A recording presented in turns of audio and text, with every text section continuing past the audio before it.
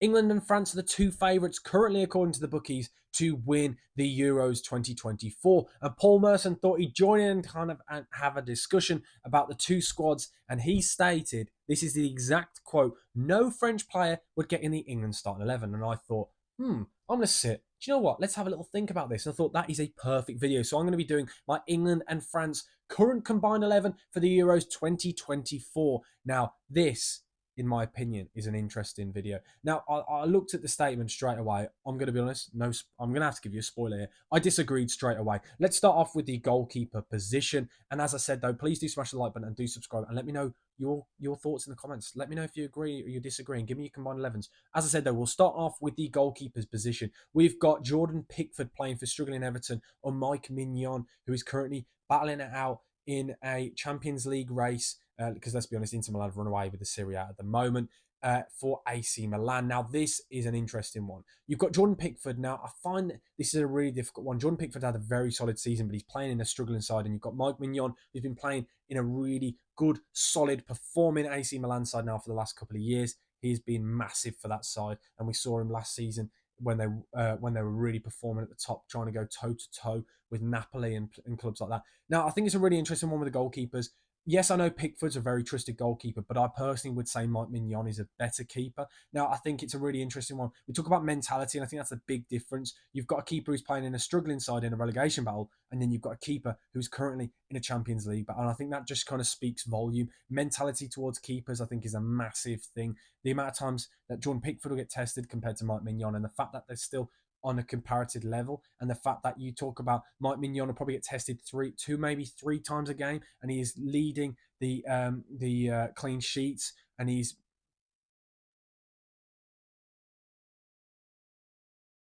England and France are the two current favourites for the Euros 2024. And Paul Merson decided he would make a statement on Sky Sports recently saying that no French player would get into the England starting 11. And I thought, do you know what? Let's react to this and let's go through and either debunk or agree that statement. But before we do, please do smash the like button and do subscribe and comment below your combined 11. So we start off in goal. We've got Jordan Pickford or Mike Mignon. Now, I'm going to say straight away, I think Pickford has been massive this year. I think he's been really good for Everton, and he had a very good solid season last year, but he's in a relegation scrap. And you've got Mike Mignon, the AC Milan goalkeeper, who's with his side competing for Champions League football. I personally think Mike Mignon is the better shot stopper, better with distribution, and I do just prefer Mike Mignon. I think a massive thing as well is how calm he is. I think with Jordan Pickford, sometimes he can kind of be a bit erratic and a bit over-emotional. Now, I know he's performed for England in previous tournaments, but personally, I think Mike Mignon just about edges it. So there we go. We've already got one French player in the combined 11. Now onto the right back situation. You could have Trent or Walker as the first choice. I think they're both over Pavard. I personally would prefer Trent, but already there we go. I've just said it already. We've got only one French player, and that is definitely an England spot. Whether you have Trent or Kyle Walker, it depends kind of your preference. We speak about it all the time. You know exactly what you're going to get from both of them. Both of them have been massive for their clubs this season. The two of them find it out towards the top of the table in first and second. I personally, as I said, I prefer Trent. But yeah, those two. In the order it would go for me, Trent, then Walker, then Pavard. And there's a massive gap between Pavard and the top two. So now onto the centre-back situation. Now this is where it's interesting because I think there's only three centre-backs in the discussion here. You've got John Stones, William Saliba, and Konate. Now, Konate has been, in my opinion, the best centre-back at Liverpool this season. I think he's actually been better performing than Van Dijk. I think he's been absolutely electric for them. I think he's really matured as a defender. He's stepped up massively. And then you've got Saliba, part of the best defence in the league, and arguably the best defender in the league this season.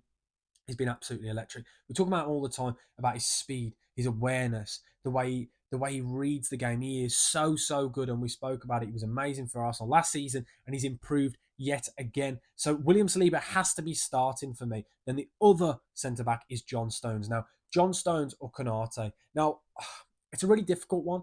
I personally would prefer John Stones. I know a lot of people say, oh, there's a bit of English tax there, but I think, yes, I know he hasn't played too much and as many games as Konate has, but I think just John Stones offers you so much more. He offers you probably on par with Konate for defensive wise, but then what he offers you going forward, dribbling with the ball, is the way he keeps possession. I just think he's absolutely integral to that Man City side and massive for England. So I would prefer to have John Stones and Saliba as my centre-back partnership. So that's two out of the four players so far being French. So I still don't agree with Paul Merson. Now onto the left-back situation. We've got Theo Hernandez or we have got Luke Shaw or Ben Chilwell. Now, Teo Hernandez for me, easily. I think that guy has been an absolute joke now for so many years. I absolutely love watching him play. He's pretty much just a winger, let's be honest. He is so good going forward, and I think he would get into every single international side, in my opinion. Probably one of the, if not the best left back currently on the planet. So I'm going to go with Teo Hernandez at left back. So that's our third Frenchman, and we've only done the defence and goalkeeper. Now, the midfield three. Now, this is where it gets interesting. And I know a lot of times when I do these combined 11s, I want a bit of balance. But here I'm trying to just do a combined 11. I've got to get some of these best players in. So it's obviously straight away, I don't want Tuchemani in there and I don't want Camavinga, just purely because I think Rice and Bellingham are better when you compare the two. I know Tuchemani has kind of played in centre-back occasion this season, but he's a very good midfielder. Same with Camavinga, and the two of them run us ragged in the World Cup recently. But I just think Rice and Bellingham have been absolutely electric since then. Both of them have improved drastically. We're talking about Declan Rice, one of the best centre midfielders right now on the planet, has been absolutely massive for this Arsenal side and has gone up to another level off the back of his West Ham era. And then Jude Bellingham, it's not even much you need to say. The guy is a Galactico right now. He is an absolute joke. Arguably one of the best players on the planet right now, kind of playing in a number 10 or a number 8. He played at both at times, but he is an absolute joke right now. And he's the best midfielder at Real Madrid. And you kind of look at the other two, Tuchemani and Camavinga, his partners, who he's played with this season. Jude Bellingham has kind of been the staple, the main man in that midfield, whereas Camavinga and Tuchemani have kind of swapped in and out occasionally. But I do think Jude Bellingham has got to be there. So those two, definitely. Now, the third position, the number 10, kind of the floating role, it's Griezmann or Foden. Now, I look at this, Griezmann or Foden, two players that offer you, they're such different players, but yet so similar. I know people can go, what are you on about, Sam? Obviously, Griezmann, he's slowed down and he's kind of moved further back, but now he's playing as kind of a bit more of a creative role. Whereas Foden has kind of moved away from the wingers, come as he's maturing at his age now. I think he's 23 or 24, and moving to that number 10 situation. Both of them are creative geniuses, and I love them both. It's really difficult to split the two left-footed players. I love them both. Griezmann's had a really solid season, and Foden's arguably been, according to Pep as well, actually, to quote him, the best player in the league so far this season.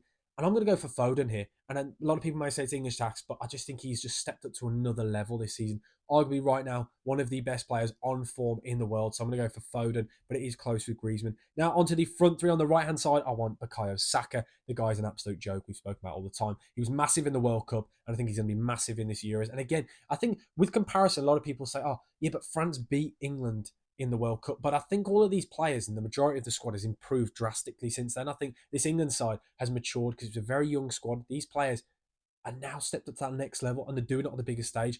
You talk your likes of Saka now playing the Champions League, Declan Rice in the Champions League, Bellingham at Real Madrid. Trent has just carried on at the level he was at before. John Stones now a treble winner. That's why I think is massive, and context is huge for this. So that's why I think it's slightly different now. So obviously Saka on the right, up top it's got to be Kane. And I really like Thuram. I think he's had a really good season at Inter Milan. I think he's been electric for them this season in that counter-attacking system. But I do think Kane just picks himself, let's be honest. And then on that left-hand side, it's got to be Mbappe. I know Mbappe's kind of been playing as that striker, that focal point for PSG at times this season, but in this squad, and we've seen him for France play on that left-hand side, I think he prefers it there. That's why he's going to be slotting in on the left. So I have got 4 French players in my combined 11. So yes, I do disagree with Paul Merson, but let me know, do you agree or do you disagree? So I'll run it through again just so you can remember it. My England and France combined 11, responding to Paul Merson saying that no French player would get into the England 11. In goal, we've got Mike Mignon.